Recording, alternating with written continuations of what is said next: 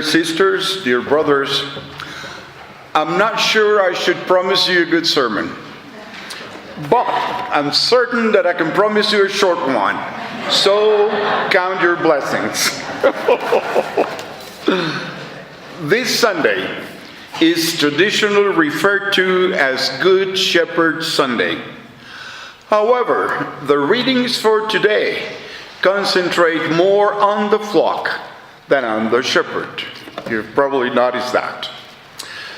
Adults are not always as good as children at pretending to be animals, or we feel offended when we're compared to an animal.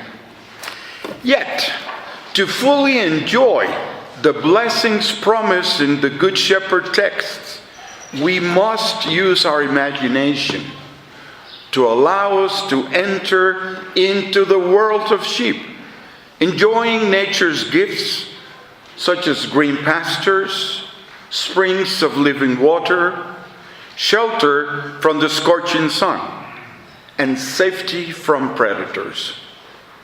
But most of all, by becoming sheep, we can experience total trust in our loving shepherd, Jesus, the Good Shepherd.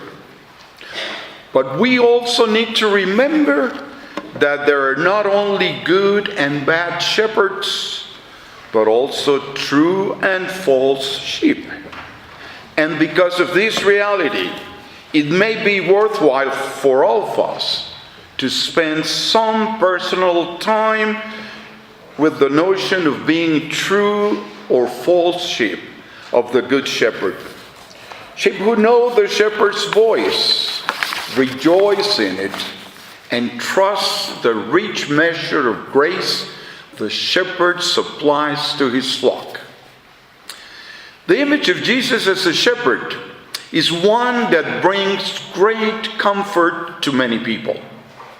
Though shepherds are almost not existent in many countries, the image still has a place in our minds and hearts.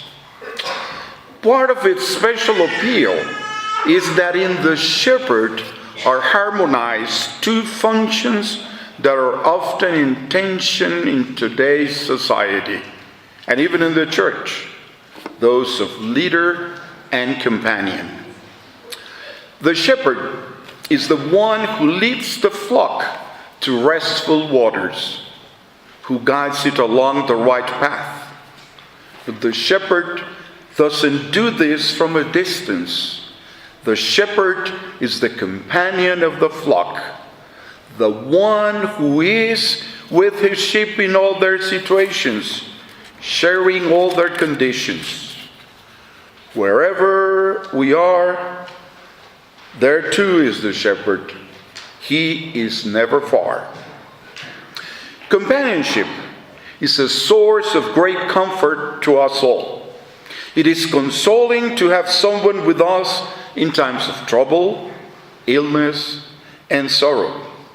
And why not? Also in joyful moments as well. We value companions, not so much for what they can do for us, but simply for their presence. Just having them with us can take away our fears and transform our situations. For the author of Psalm 23, it is God's companionship that transforms every situation. Though I walk through the valley of the shadow of death, I shall fear no evil, for you are with me. Your rod and your staff, they comfort me. This proclamation that sheep of the shepherd's flock need fear no evil gives a definition of trusting, freeing faith, even in the presence of those who wish us harm. Whatever our circumstances, may the Lord's presence comfort and transform us. And let us always give thanks for good friends along the way who have made the presence of the Good Shepherd a reality in our lives. And finally, brothers and sisters, please allow me to share a story that I read some years ago. It touched me deeply and made me reflect more seriously about my own personal relationship with the Good Shepherd. I pray and hope that it will do the same for those of you who, like me, take too much for granted. And here it goes. There was an actor who often recited Psalm 23 at gatherings of his local community. Every time he finished his recitation, the admiring listeners would break into a long, enthusiastic applause.